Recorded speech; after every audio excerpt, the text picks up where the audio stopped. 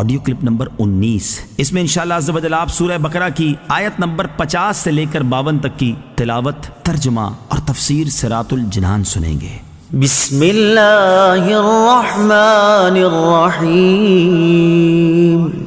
ترجمہ: اللہ کے نام سے شروع جو نہایت مہربان رحمت والا ہے۔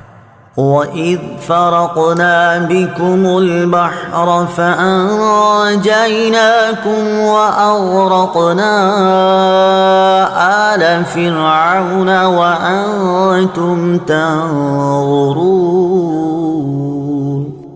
ترجمہ: اور یاد کرو جب ہم نے تمہارے لیے دریا کو پھاڑ دیا تو ہم نے تمہیں بچا لیا اور فرعونیوں کو تمہاری آنکھوں کے سامنے غرق کر دیا۔ وَإِذْ فَرَقْنَا بِكُمُ الْبَحْرَ، اور جب ہم نے تمہارے لیے دریا پھاڑ دیا۔ تفسیر صراط الجنان میں ہے یہ دوسری نعمت کا بیان ہے جو بنی اسرائیل پر فرمائی کہ انہیں فرعونیوں کے ظلم و ستم سے نجات دی اور فرعون کو اس کی قوم سمیت ان کے سامنے غرق کر دیا، جس کا مختصر واقعہ یہ ہے کہ حضرت موسیٰ علیہ السلام حکم الہی پر رات کے وقت بنی اسرائیل کو لے کر مصر سے روانہ ہوئے۔ صبح کو فرعون ان کی جستجو میں ایک بھاری لشکر لے کر نکلا اور انہیں دریا کے کنارے پر پا لیا۔ بنی اسرائیل نے فرعون کے لشکر کو دیکھ کر حضرت موسیٰ علیہ السلام سے فریاد کی۔ آپ علیہ السلام نے اللہ تعالیٰ کے حکم سے دریا پر اپنا عصا مارا، اس کی برکت سے عین دریا میں 12 خشک راستے پیدا ہو گئے اور پانی دیواروں کی طرح کھڑا ہو گیا اور ان آبی دیواروں میں جالی کی مثل روشن دان بن گئے۔ بنی اسرائیل کی ہر جماعت ان راستوں میں ایک دوسرے کو دیکھتی اور باہم باتیں کرتی گزر گئی۔ فرعون بھی اپنے لشکر سمیت ان دریائی راستوں میں داخل ہو گیا، لیکن جب اس کا تمام لشکر دریا کے اندر آ گیا تو دریا اپنی اصلی حالت پر آیا اور تمام فرعونی اس میں غرق ہو گئے، اور بنی اسرائیل دریا کے کنارے فرعونیوں کے غرق کا منظر دیکھ رہے تھے۔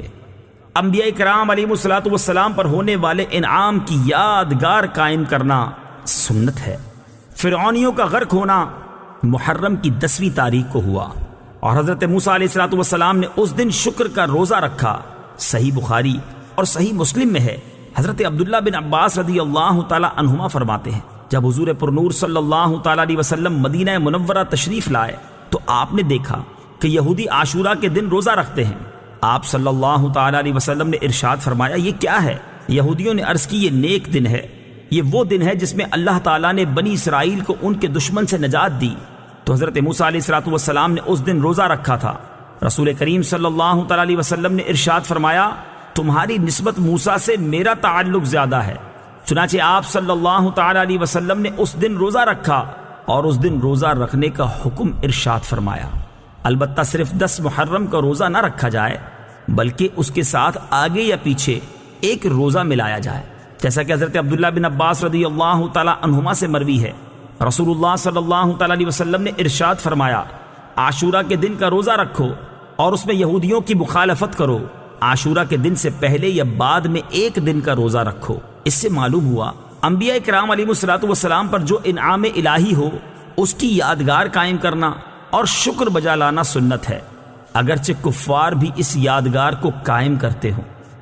وَإِذْ وَاعَدْنَا مُوسَىٰ 40 لَيْلَةً ثُمَّ اتَّخَذْتُمُ الْعِجْلَ مِن بَعْدِهِ وَأَنْتُمْ ظَالِمُونَ ثُمَّ عَفَوْنَا عَنْكُمْ مِن بَعْدِ ذَلِكَ لَعَلَّكُمْ تَشْكُرُونَ۔ ترجمہ: اور یاد کرو جب ہم نے موسیٰ سے 40 راتوں کا وعدہ فرمایا، پھر اس کے پیچھے تم نے بچڑے کی پوجا شروع کر دی اور تم واقعی ظالم تھے، پھر اس کے بعد ہم نے تمہیں معافی عطا فرمائی تاکہ تم شکر ادا کرو۔ وَإِذْ وَاعَدْنَا مُوسَىٰ 40 لَيْلَةً، اور جب ہم نے موسیٰ سے 40 راتوں کا وعدہ فرمایا۔ اس آیت اور اس کے بعد والی آیت میں بنی اسرائیل پر کی گئی جو نعمت بیان ہوئی اس کا خلاصہ یہ ہے کہ فرعون اور فرعونیوں کی ہلاکت کے بعد جب حضرت موسیٰ علیہ السلام بنی اسرائیل کو لے کر مصر کی طرف لوٹے تو ان کی درخواست پر اللہ تعالیٰ نے تورات عطا فرمانے کا وعدہ فرمایا اور اس کے لیے 30 دن اور پھر 10 دن کا اضافہ کر کے 40 دن کی مدت مقرر ہوئی، جیسا کہ سورہ اعراف آیت نمبر 142 میں ہے۔ ان 40 دنوں میں ذوالقعدہ کا پورا مہینہ اور 10 دن ذوالحجہ کے شامل تھے۔ حضرت موسیٰ علیہ السلام اپنی قوم پر حضرت ہارون علیہ السلام کو اپنا نائب بنا کر تورات حاصل کرنے کوہ طور پر تشریف لے گئے۔ 40 دن رات وہاں ٹھہرے اور اس عرصے میں کسی سے بات چیت نہ کی۔ اللہ تعالیٰ نے تختیوں پر تحریری صورت میں آپ علیہ السلام کو تورات عطا فرمائی۔